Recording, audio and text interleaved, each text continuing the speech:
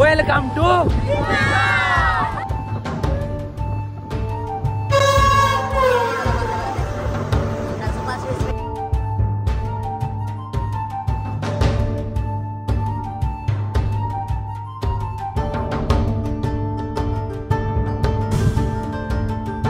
नमस्कार बंधुरा शुभ सकाल আমি বিপ্লব তোমরা দেখছো বিপ্লব নেক্সট ইউটিউব চ্যানেল। আজকে যাত্রাটা হতে চলেছে একটু অন্যরকম। আজ আমি আছি বর্তমানে এখন মেদিনীপুর স্টেশনে, আমার শহর মেদিনীপুর। আর এখান থেকে আমাদের 6:25-এর ট্রেন আছে মেদিনীপুর হাওড়া লোকাল। এটাই করে আমি যাব এখান থেকে মেছাদা। আজকের যাত্রা হলো আমার দীঘা। তো মেছাদা থেকে আবার ট্রেন পাল্টে আমাকে যেতে হবে দীঘা। তো চলো আজকের যাত্রা শুরু করা যাক। ঘড়ির কাঁটায় এখন বাজে 6:25 আর সঠিক টাইমে আমাদের ট্রেন ছেড়ে দিয়েছে মেদিনীপুর হাওড়া লোকাল। আর এই ট্রেনে করে আমি এখন যাচ্ছি পশ্চিমবঙ্গের অন্যতম জনপ্রিয় সমুদ্র সৈকত আমাদের প্রিয় দীঘার পথে। জানো তো এই দীঘা কিন্তু শুধু একটা সমুদ্র নয়, এর সঙ্গে জড়িয়ে আছে অনেক ইতিহাস, অনেক পুরনো গল্প। অনেক বছর আগে আজকের এই দীঘাকে বলা হতো বীরকুল। বলা হয় প্রায় 18 শতকের শেষের দিকে 1780 সালের দিকে ইংরেজ গভর্নর জেনারেল ওয়ারেন হেস্টিং এই জায়গাটির কথা এক বন্ধুকে চিঠিতে লিখেছিলেন। তিনি বলেছিলেন ইউরোপের ব্রাইটনের মতোই সুন্দর এই সমুদ্রতট। সেই থেকেই ধীরে ধীরে এই জায়গার নাম ছড়িয়ে পড়ে। পরে 1923 সালের দিকে একজন ইংরেজ ব্যবসায়ী জন ফ্রাঙ্ক স্নেইথ এখানে এসে বসতি গড়েন। তিনি জায়গার সৌন্দর্যে মুগ্ধ হয়ে দীঘাকে নিয়ে লিখতে শুরু করেন, মানুষের কাছে এই সমুদ্রের কথা পৌঁছে দেন। তার উদ্যোগে আর পরবর্তীকালে বিধানচন্দ্র রায় অর্থাৎ পশ্চিমবঙ্গের প্রাক্তন মুখ্যমন্ত্রী ডক্টর বিসি রায়ের প্রচেষ্টায় দীঘা গড়ে ওঠে আজকের মতো জনপ্রিয় পর্যটন কেন্দ্র। ট্রেন থেকে নেমে গেলাম, এটা হচ্ছে পাঁশকুড়া জংশন। তো মেছাদা থেকে যে ট্রেনটা আসবে এটা আমাদের পাঁশকুড়া হয়েই যাবে। তো পাঁশকুড়া থেকে নেমে গেলাম, এখানে 8:30-এ আসবে ট্রেনটা আর এখন বাজে 8টা। তো ভাবলাম এইখান থেকে নেমে একদম ট্রেনটা টিকিটটা কেটে পাঁশকুড়া থেকে তো এখান থেকে ডাইরেক্ট ট্রেন থেকে যেহেতু 5 নম্বর প্ল্যাটফর্মে নেমেছি, এখন আমাকে যেতে হবে 1 নম্বর প্ল্যাটফর্মে টিকিটটা কাটার জন্য। তো চলুন ওখান দিয়ে টিকিটটা কেটে নিই। তো আজকে স্টেশনের ভিড়টা কিছুটা এরকম।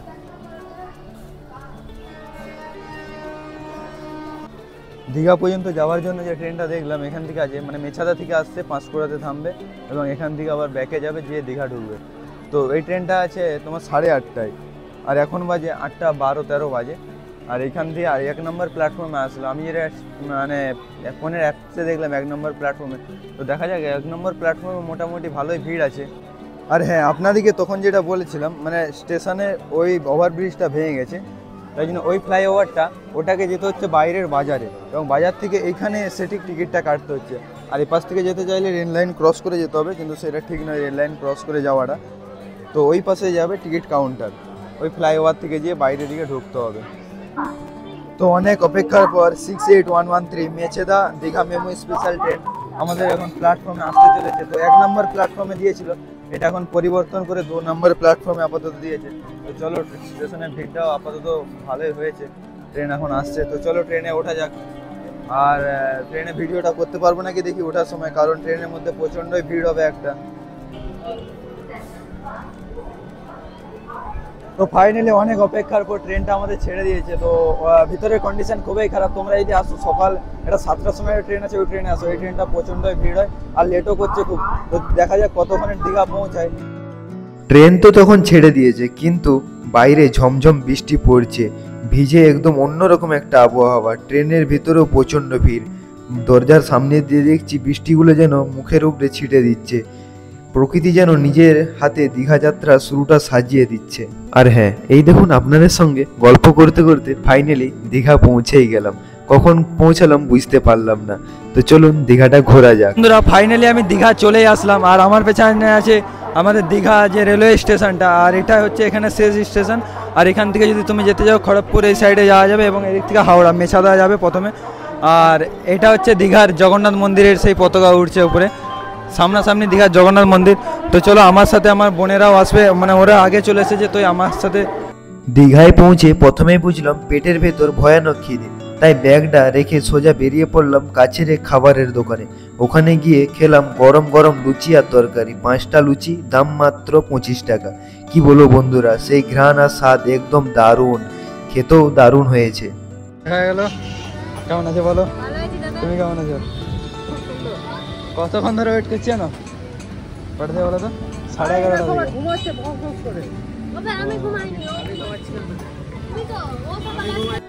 এরপরে আমার দেখা হয়ে গেল দিদি, জামাইবাবু এবং বোনেদের সাথে।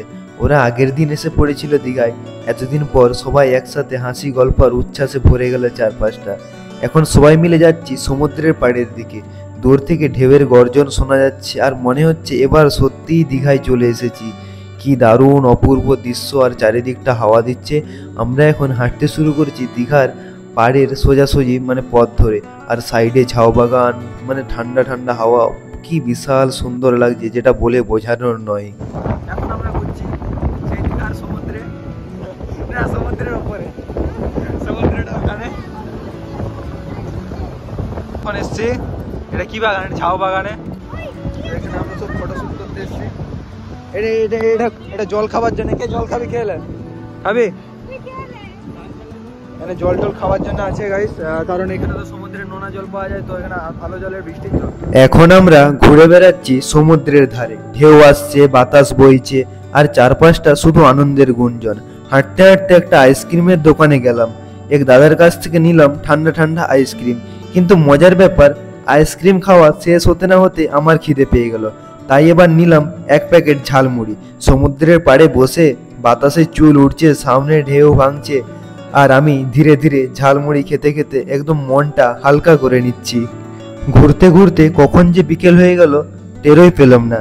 সূর্য ধীরে ধীরে নেমে যাচ্ছে সমুদ্রের ঢেউয়ে, রোদ পড়ছে শেষ আলো। আমি বসে আছি সমুদ্রের পাড়ে, সামনে শুধু নীল জল আর বাতাসে হালকা ছোঁয়া। চারপাশটা শব্দ মিলিয়ে গেছে কেবল ঢেউয়ের গর্জন আর নিজের চিন্তা। ভাবছিলাম জীবনটাও যেন এই সমুদ্রের মতো, কখনো শান্ত, কখনো অস্থির, কিন্তু সবসময় চলমান। দেখতে দেখতে সন্ধে নেমে এলো, তাই ভাবলাম এবার একটু জগন্নাথ মন্দির ঘুরে আসি। সমুদ্রের সঙ্গে সঙ্গে একবার দেখব এখানকার ঐতিহ্য ও আলোর খেলা। জগন্নাথ মন্দির এখানে পৌঁছে দেখলাম প্রচণ্ড ভিড়, তাই আজকে আর জগন্নাথ মন্দির প্রবেশ করব না। আজ চলে যাই দিদির বাড়ি, এখানেই থাকবো এবং কাল সকালে আবার আসবো আমি দীঘাতে, এবং এখানে এসে স্নান করব, জগন্নাথ দেবের দর্শন করব, তারপরেই আমি বাড়ি ফিরবো। তো চলুন আজকের মতো দিদি বাড়ি যাওয়া যাক, এবং কালকে তোমাদের সঙ্গে দেখা হচ্ছে আবার ঠিক সকালবেলা। পরের দিন সকালে আবার বেরিয়ে পড়লাম দীঘার পথে। দিদির বাড়ি এগরা থেকে দীঘা যাওয়ার জন্য খরচ 50 টাকা। আমি যেহেতু এসি বাসে যাচ্ছি, তাই এই বাসের ভাড়াটা 10 টাকা বেশি। বাস থেকে নেমে টোটো ধরে রওনা দিলাম দীঘার মোহনার উদ্দেশ্যে। আর রাস্তায় যেতে যেতে দেখি সারি সারি ট্রলার সাজানো আছে। এটা মাছ ধরার ট্রলার, জেলেরা এটাতে করেই মাছ ধরে। তো এখন আমরা আছি মোহনা মাছের সে বাজারে, এবং এখান থেকে হেঁটে হেঁটে যাচ্ছি মোহনার দিকে। তো এটা হচ্ছে দীঘার মোহনার মাছের বাজার, বাস স্ট্যান্ড বলছি, সরি। তো চলো মোহনার দিকে যাওয়া যাক। এই তো মোহনা, এটাই। এরপর আমরা পৌঁছে গেলাম দীঘার মোহনায়। এখানকার পরিবেশটা আলাদা, যেন এক জীবন্ত গল্প চলেছে চারপাশে। দূর থেকে সমুদ্রের ঢেউয়ের শব্দ ভেসে আসছে, আর পাশে বসেছে সারি সারি দোকান। বাজারে জমে গেছে ভিড়। দেখছি সদ্য ধরা ইলিশ, পারসা, চিংড়ি বিক্রি হচ্ছে। আবার কেউ ট্রে করে কাঁকড়া, পমফ্রেট মাছ সাজিয়ে রেখেছে। বাতাসে মিশে আছে সমুদ্রের লবণ আর মাছের গন্ধ। প্রচন্ড হাওয়া দিচ্ছে, কিছু শোনা যাবে না কথা, পরে ভয়েস অ্যাড করতে হবে।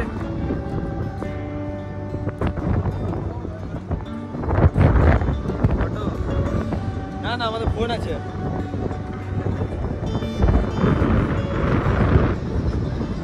আরে আসো, আরে ফটো তুলতে হবে না। আইফোন আছে, আবার বলছে ফটো তুলতে। না না, আইফোন আছে, আবার কেন ফটো তুলতে যাবো?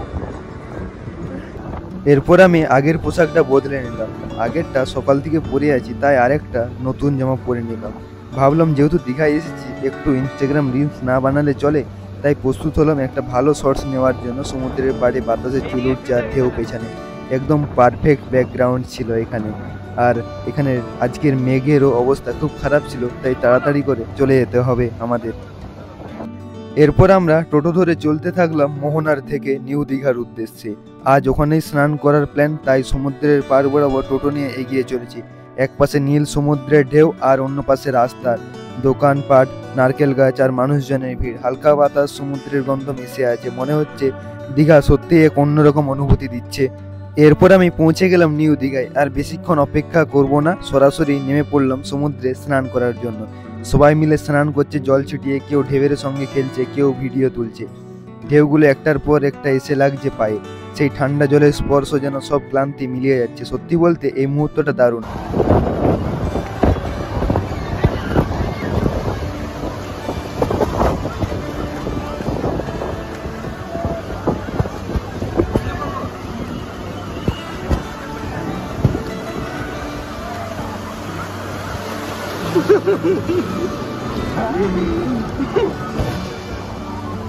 এর পেছনে যে শৌচাগারটা আছে বা স্নানাগারটা, আমরা দীঘার সমুদ্র থেকে চান করে আর ওখানে চান করে নিলাম।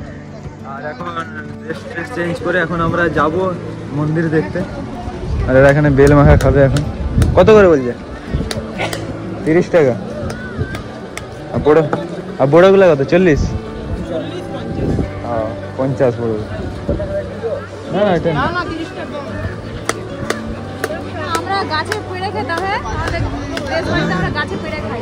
তুই পরের বারে নিয়ে আসবি মেঘে। তো বন্ধুরা, এখন আমি পৌঁছে গেছি আমাদের সেই দীঘার জগন্নাথ দেবের মন্দিরে। এটি পুরীর আদলে তৈরি করা হয়েছে। এই দীঘার জগন্নাথ মন্দিরে ভিড় ক্রমশ বেড়েই চলেছে। আমি তোমাদেরকে এই দীঘার মন্দির সম্বন্ধে কিছু তথ্য এই ভিডিওর মাধ্যমে তুলে ধরবো। ভিডিওটি শেষ পর্যন্ত দেখতে থাকো। আমরা মন্দিরের মধ্যে ঢুকে গেছি, জগন্নাথ মন্দির দীঘার। আর ওখানে কাউন্টারে ব্যাগ ডেক জমা করেছি এবং জুতো জমা করেছি। পয়সা লাগেনি আপাতত। আর বৃষ্টি তো হচ্ছে, মোবাইল এখনো পর্যন্ত অ্যালাউ আছে, জানি না কতক্ষণ পর্যন্ত অ্যালাউ থাকবে এবং কতক্ষণ পর্যন্ত ভিডিওটা করতে পারবো।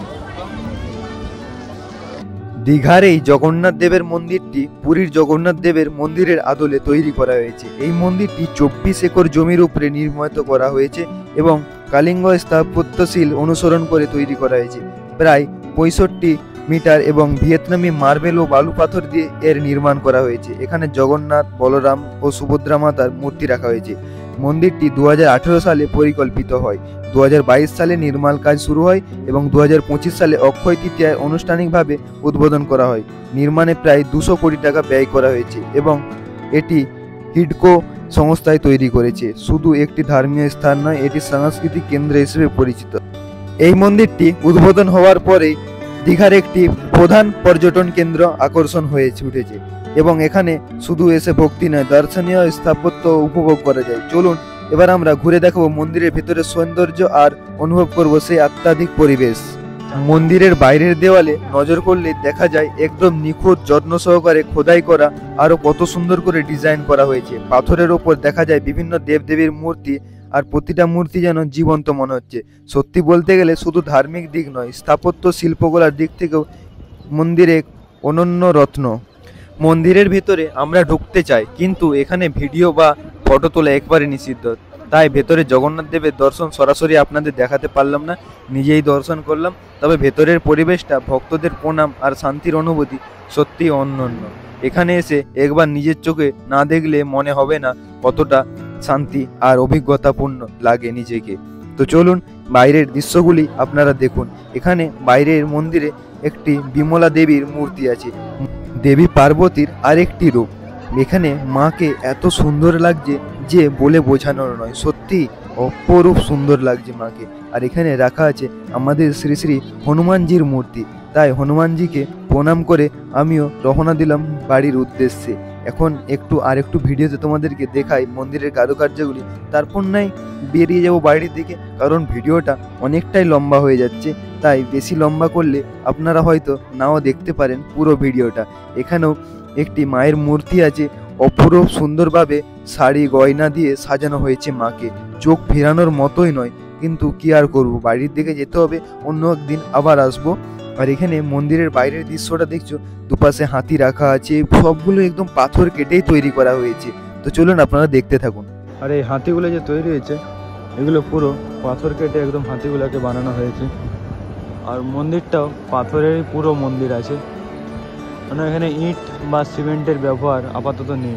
তো আমরা জগন্নাথ মন্দির থেকে বেরিয়ে গেলাম আর জগন্নাথ দেবের দর্শনও করলাম। তো চলুন এবারে বাইরে যাওয়া যাক, এবং দেরি হচ্ছে কারণ ট্রেন আছে আমাদের 5টা 5-এ।